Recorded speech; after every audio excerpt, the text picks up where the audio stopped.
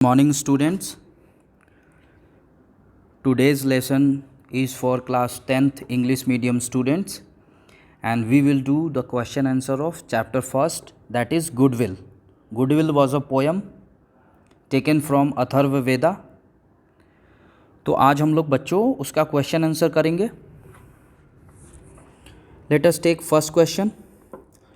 All the three stanzas of the hymn begin with the word may. Why? इसका अर्थ है कि poem के जो सभी तीन स्टेंजाज हैं वो में से क्यों शुरू होते हैं. जो हाइम हैं जो अथर्ववेदा से लिए गए हैं पोयम में जो पोयम की जो शुरुआत हो रही है वो में से हो रही है और सभी तीनों स्टेंजा की शुरुआत किससे हो रही है, में से हो रही है. ऐसा क्यों है? तो all the three stanzas of the hymn are invocations to the divine essence, the peerless spirit and the deathless flame. Therefore all of them begin with the word may. इसका अर्थ है कि मे का यूज़ हम लोग कब करते हैं, जब हम कोई विश एक्सप्रेस करते हैं गॉड ऑलमाइटी के लिए, गॉड ऑलमाइटी के समक्ष या किसी व्यक्ति के लिए.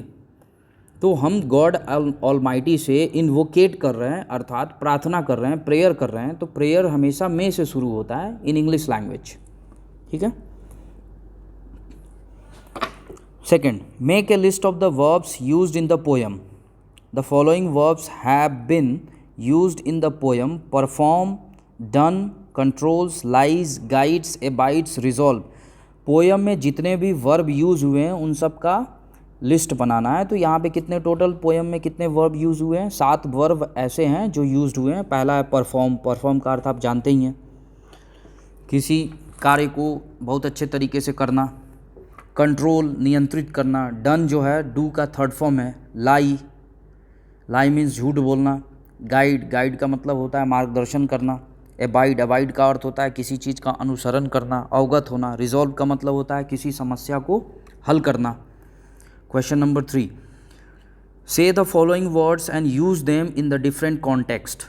यहाँ पे 4 वर्ड्स दिए हैं और उनको अलग अलग तरीके से इस्तेमाल करना है. स्पिरिट, आप जानते हैं स्पिरिट का मतलब, स्पिरिट का 2 मीनिंग होता है, एक तो उत्साह और दूसरी आत्मा.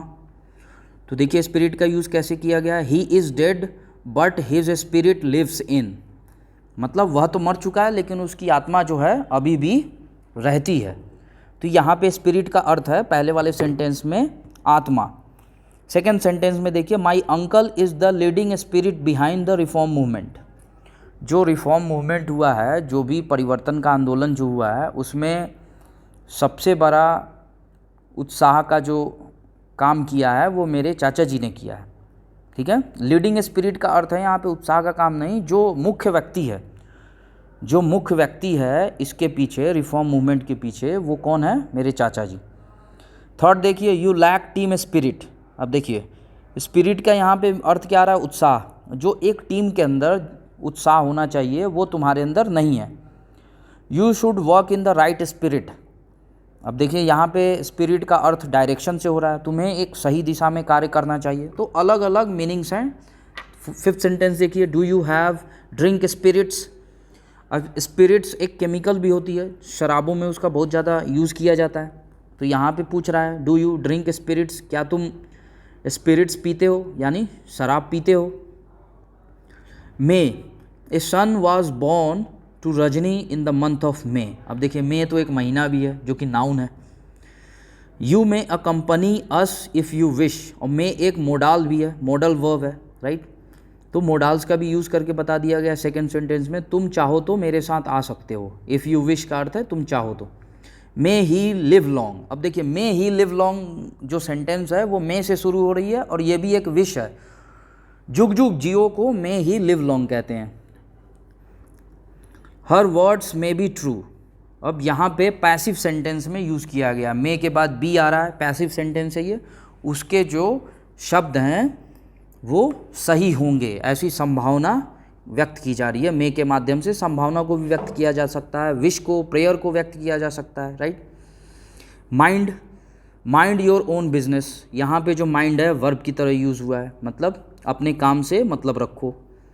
सी हैज़ अ डल माइंड. अब यहाँ पे जो सेकंड सेंटेंस में माइंड है यहाँ नाउन की तरह यूज़ हो रहा है, पहले सेंटेंस में वर्ब की तरह यूज़ हुआ था. माइंड योर ओन बिजनेस में माइंड का प्रयोग वर्ब की तरह हुआ था, लेकिन सेकंड सेंटेंस में देखिए सी हैज़ अ डल माइंड, यहाँ पे जो माइंड है नाउन है, और यहाँ पे माइंड का अर्थ है दिमाग। उसका दिमाग डल है, उसके पास एक डल दिमाग है, मतलब उसकी बुद्धि जो है कम है। Please don't mind my remarks, अब यहाँ पे अगेन माइंड का जो यूज़ है वर्ब की तरह हो रहा है, कृपया मेरे टिप्पणियों पे ध्यान न दे। फ्लेम, फ्लेम का अर्थ आप जानते ही हैं, लॉ को फ्लेम कहते हैं। Cigarette lighter gave out a dim flame, dim का अर्थ है हल्का, कम, तो सिगरेट का लाइटर जो है बहुत ही डिम फ्लेम दिया। She owns a flame red car, she owns a flame red car, मतलब उसने एक बहुत ही, फ्लेम रेड कार का अर्थ है बहुत ही ज़्यादा आकर्षक, बहुत ही ज़्यादा नया, बिल्कुल new. She was burning with a flame of passion, अब देखिए with a flame of passion एक फ्रेज की तरह यूज़ हो रहा है, मतलब वह एक बर्निंग, सी वॉज बर्निंग मतलब उसके अंदर तीव्र इच्छा है। सी वॉज बर्निंग, वो अभी वर्तमान में, फ्लेम ऑफ पैसन का अर्थ है अपने तीव्र इच्छा के साथ क्या हो रही है, वो रह रही है, जी रही है। The flame of the fire engulf the entire village, यहाँ पे फ्लेम का अर्थ है अग्नि की लौ, अग्नि की लौ ने समूचे पूरे गांव को क्या कर लिया, अपने कब्जे में ले लिया। अब कॉम्प्रिहेंशन पे आते हैं बच्चों, इसमें क्वेश्चन आंसर करेंगे, शॉर्ट क्वेश्चंस दिए हैं, answer the following questions in about 25 words. पहला क्वेश्चन देखिए, that Peerless spirit that lies in all the creatures may that my mind resolve in what is good, मतलब जो स्पिरिट सभी जीव जंतुओं में व्याप्त है, जो आत्मा सभी जीव जंतुओं में व्याप्त है, may my mind resolve in what is good, वो हमेशा मेरे मस्तिष्क को सही फैसला दे और मेरा मस्तिष्क हमेशा जो है सही निर्णय करे। मस्तिष्क का अर्थ है मेरी बुद्धि, यहाँ बुद्धि से अर्थ है मस्तिष्क का। द यूनिक स्पिरिट, जिसको डिवाइन सोल भी कहते हैं, resides in all creature, the poet invokes it to urge his mind to perform good deeds, और पोएट जो है ऐसा गॉड ऑलमाइटी से आवाहन इसलिए कर रहा है ताकि हमारा जो बुद्धि है वो अच्छे कार्यों में लगे, हम नेक कार्यों में, कंस्ट्रक्टिव कार्यों में अपने आप को लगाएं। Second question, does the deathless flame in stanza 2 line 2 refer to an everlasting flame, the flame of knowledge or to the soul that lies in all creatures, give regions.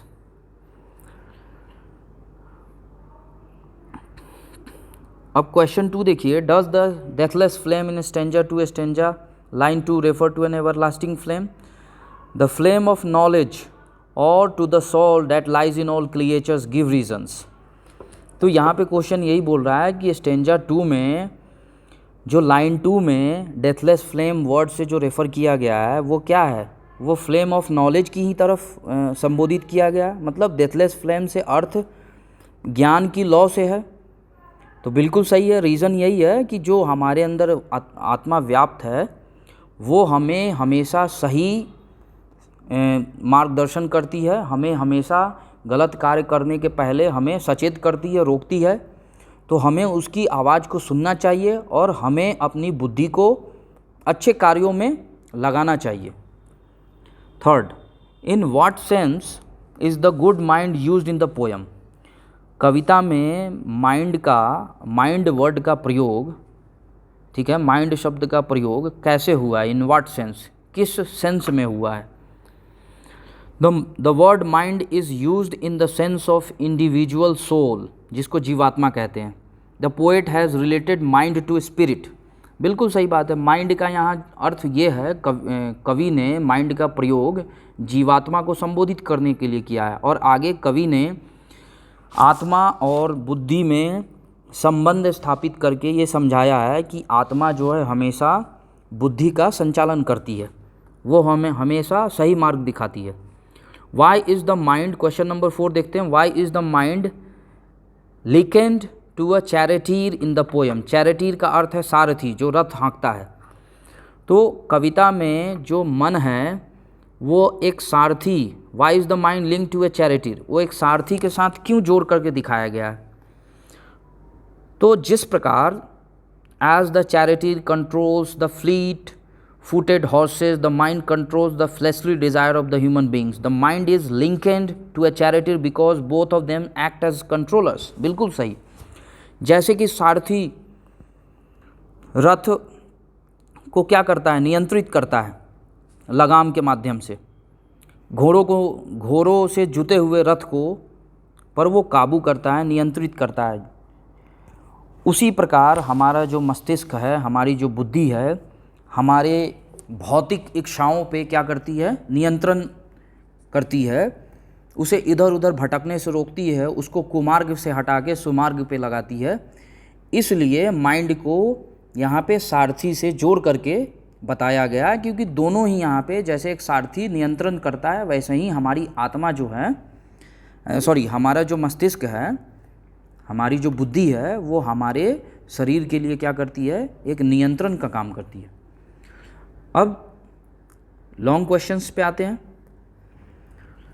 Exactly ये long questions नहीं है, इसको short questions कहेंगे. वो very short questions थे और ये short questions है. Answer the following questions in about 50 words. इसको 50 वर्ड्स में लिखते हैं. Right the significance of the title goodwill. Goodwill जो शीर्षक है उसका क्या महत्व है, सिग्निफिकेंस क्या है, यही आपको बताएं. Goodwill means pure conscience. A saintly mind seeks pleasure in performing noble deeds. He never hopes for a reward or the return of his deeds. The moon and the sun spread their light and shine on all without any discrimination. A man of goodwill is not only selfless but helpful to others also. यहाँ पे ये बोल रहा है कि goodwill का अर्थ है निष्काम कर्मयोग, प्योर कॉन्साइंस, मतलब निष्काम भाव से कार्य करना, कर्म करना, परोपकार करना. कोई भी एक अच्छी आत्मा, अच्छी बुद्धि जो है, सेंटली माइंड, एक जो अच्छी बुद्धि का व्यक्ति है, वो अपने अच्छे कर्मों के बजाय कोई अन्य चीज़ की आकांक्षा या इच्छा नहीं रखता. वो किसी से किसी उपहार, धन आदि की लोभ में, ठीक है ना, कोई उसकी मदद नहीं करता. वो सिर्फ अपने काम करने पे, कर्म करने पे विश्वास करता है. मतलब निष्काम कर्म का अर्थ यही है कि आप किसी की मदद करें या किसी के लिए परोपकार करें तो उसके बदले में आप उससे कोई भी इच्छा ना करें. जैसे कि चंद्रमा और सूर्य जो अपनी रोशनी से, चंद्रमा हमें शीतल छाया देता है रात्रि में, सूर्य हमें दिन में सनलाइट देता है, जिससे सभी ये जीव जंतु जो है, ये पूरी पर्यावरण टिकी हुई है. तो ये दोनों जो कार्य करते हैं, ये जो दोनों पूरे ह्यूमन सिविलाइजेशन के लिए, पूरी पृथ्वी के लिए जो अपनी रोशनी बिखेरते हैं, उसके बजाय में हम लोग सन को और मून को कुछ भी नहीं देते हैं. वो निष्काम कर्म योग के मार्ग पे हैं. ठीक है, आगे चलते हैं क्वेश्चन नंबर 2 पे. What is the central idea of the goodwill. Goodwill poem का सेंट्रल आइडिया क्या है. Goodwill means pure mind and pure intention. Goodwill का अर्थ है एक निष्पाप बुद्धि, निष्पाप मन, और आपका जो इंटेंशन है वो भी निष्पाप होना चाहिए. मतलब निष्पाप इंटेंशन का अर्थ है आपका जो मकसद है. इंटेंशन का अर्थ होता है मकसद, उद्देश्य, राइट. INTENTION, intention. तो गुडविल शब्द का नियत कहते हैं, जिसको उद्देश्य कहते हैं, इरादा कहते हैं. तो गुडविल शब्द का अर्थ है एक निष्पाप मकसद, उद्देश्य या इरादा. One who is true in word. एक ऐसा व्यक्ति जो अपने वर्ड पे काबिज रहता है, जो अपने जवान का पक्का है, डीड, अपने कार्य के प्रति वो पक्का है.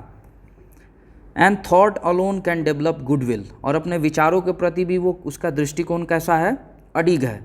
ऐसा व्यक्ति ही गुडविल को डेवलप कर सकता है अपने पर्सनालिटी में. Goodwill is another name for pure and malice free conscience. Goodwill से आप ये भी समझ सकते हैं कि एक ऐसी आत्मा, एक ऐसी अंतरात्मा जो निष्पाप है, जो हमेशा सत्य के रास्ते पे चलती है, जो गंदगी से बिल्कुल क्या है, दूर है. मैलिस का अर्थ है यहाँ पे घृणा, जो घृणा से बिल्कुल दूर है, जिसके अंदर प्रेम ही प्रेम है, परोपकार है. A man of goodwill is never envious of others. Envious का अर्थ है जो ईर्ष्या, जेलस.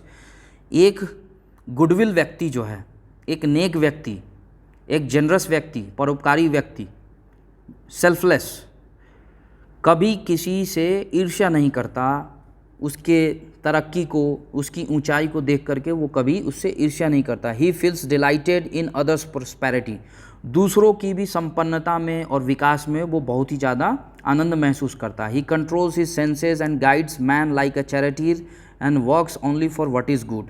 तो यहाँ पे यही बताया गया है कि ऐसा व्यक्ति हमेशा अपने इच्छाओं को अपने काबू में रखता है, जैसे कि एक सारथी जो है रथ को नियंत्रण में रखता है, और वो हमेशा नेकी के कार्य करता है, अच्छे कार्य करता है समाज के लिए और अपने सगे संबंधियों के लिए निस्वार्थ भाव से। Thank you. आई होप बच्चों आपको समझ आया होगा। आप यहाँ से स्क्रीनशॉट्स ले करके अपने क्वेश्चन आंसर को कॉपी में लिख सकते हैं। Thank you.